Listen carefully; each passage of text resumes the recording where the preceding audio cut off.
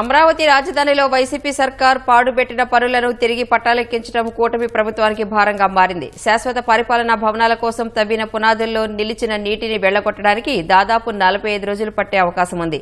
నీరంతా తోడేశాక పునాదులకు మళ్లీ పరీక్షలు చేయించనున్నారు.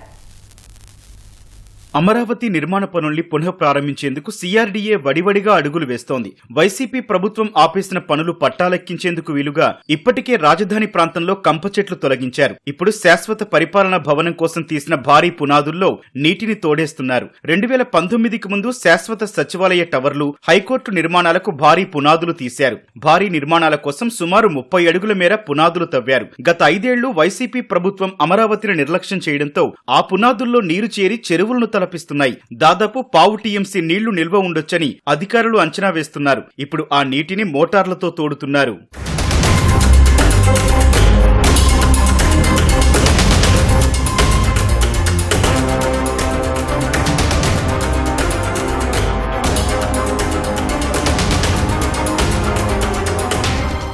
సచివాలయ టవర్ల నుంచి సుమారు 2 కిలోమీటర్ల మేర కాల్వ తవ్వి పాలవాగులోకి నీటిని ఎత్తిపోస్తున్నారు. అక్కడి నుంచి ఆ నీరు కృష్ణానదిలో కలుస్తుంది. ప్రస్తుతం 2 మోటార్లతో నీటిని తోడుతుండగా సోమవారం నుంచి 10-15 మోటార్లతో నిరంతరాయంగా నీటిని తోడనున్నారు. మొత్తం నీటిని వెళ్లగొట్టడానికి 45 రోజులు పట్టొచ్చని భావిస్తున్నారు. ఎంత కష్టమైనా కూటమి ప్రభుత్వం చిత్తశుద్దితో రాజధాని పనులు పునః ప్రారంభిస్తోందని రైతులు హర్షం వ్యక్తం చేస్తున్నారు.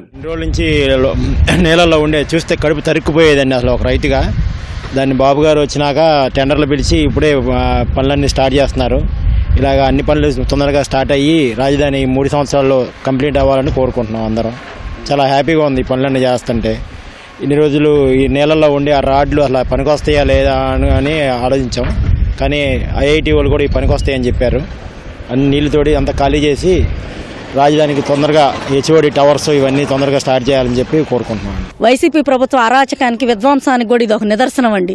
ఈ రకంగా ఇక్కడ కట్టాల్సిన బిల్డింగ్లన్నీ కట్టకుండా 40-50 అడుగుల్లో తీసిన లోతులో నీళ్లు నిలబడిపోయినాయండి. ఆ నీళ్ళన్నీ కూడా ఈరోజు ఈ ప్రభుత్వం వేస్ట్ చేయకుండా వాటిని కాలువల ద్వారా ట్రాక్టర్లకు మోటార్లు పెట్టి వాటిని కాలువల ద్వారా పాలవాగు తరలించి అక్కడి నుంచి కృష్ణానది తరలిస్తున్నారండి. మొన్నటిదాకా కంపతో, పిచ్చి కంపతో, అడవితో ఉన్న కంపను కూడా ఈ ప్రభుత్వం పొడి చేసి వాటిని కూడా విద్యుత్తుకు ఉపయోగిస్తుందండి.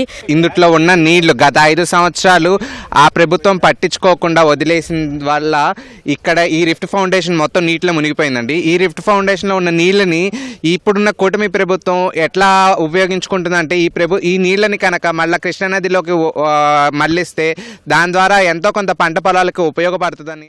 5 ఏళ్లు నీటిలోనే పునాదులు నానిపోయి ఉన్నా నేటికి బలంగానే ఉన్నట్లు చెన్నై, హైదరాబాద్ ఐఐటీల నిపుణులు నివేదికిచ్చారు. అయినా నీరు పూర్తిగా తోడివేసిన తర్వాత మరోసారి పునాదులకు పరీక్షలు చెయ్యనున్నారు. జగన్మోహన్ రెడ్డి దీన్ని జాడీలో ఊరగాయ ఎట్లయితే ఊరబెట్టాడో ఈ యొక్క ఫౌండేషన్ మొత్తం ఊరబెట్టాడు. అయినా కానీ మద్రాస్ ఐఐటి వాళ్ళు వచ్చి ఈ నిర్మాణాలన్నీ కూడా ప్రతిష్టంగా ఉన్నవి. ఈ నిర్మించేటప్పుడే ఈ రాప్ సిమెంట్కి గిన్నిస్ రికార్డు కూడా ఆ రోజున చంద్రబాబు గారి నాయకత్వంలో గిన్నిస్ ఆఫ్ రికార్డు కూడా దీనికి చోటు లభించింది. రేపు నిర్మాణం అయ్యేటువంటి ఈ భవనాలన్నీ కూడా రేపు నిర్మాణం అయితే ఈ ఆంధ్రప్రదేశ్ రాజధాని ఎంతో అత్యంత వైభవోపేతంగా ఉంటుంది. ఈ 5 సంవత్సరాల నుంచి వీళ్ళు ఇక్కడ అంతే పెట్టి ఉంచిన పాపాలన్నీ బయటకు తోడేసి మళ్ళీ దాన్ని శుద్ధి చేసి సచివాలయం కట్టి ఈ రాష్ట్ర ప్రజలందరికీ అందించాలి, అమరావతి అభివృద్ధి చేయాలనే కార్యక్రమంలో భాగంగా చేపట్టారండి ఈ పని. కాబట్టి యావత్ రాష్ట్ర ప్రజలందరూ కూడా గమనించుకోవాలి. తప్పుడు ప్రచారాలు ఎవరూ వినవద్దు. మనకి కావాల్సింది అభివృద్ధి. మనకి ఏ పార్టీలు ముఖ్యం కాదు. మనకు కావాల్సింది గవర్నమెంట్ అభివృద్ధి. ఏ గవర్నమెంట్ అయితే అభివృద్ధి చేస్తుందో వాళ్ళని ఇచ్చేసుకోవాలి. మనం తప్పుడు ప్రచారాలు ఎవరూ నమ్మొద్దు. గతంలో ఆమోదించిన డిజైన్ల ప్రకారమే పరిపాలనా భవనాల నిర్మాణం చేపట్టనున్నారు. ఇప్పటికే టెండర్ల ప్రక్రియ సాగుతుండగా సంక్రాంతి తర్వాత పనులు ప్రారంభించే అవకాశం ఉంది.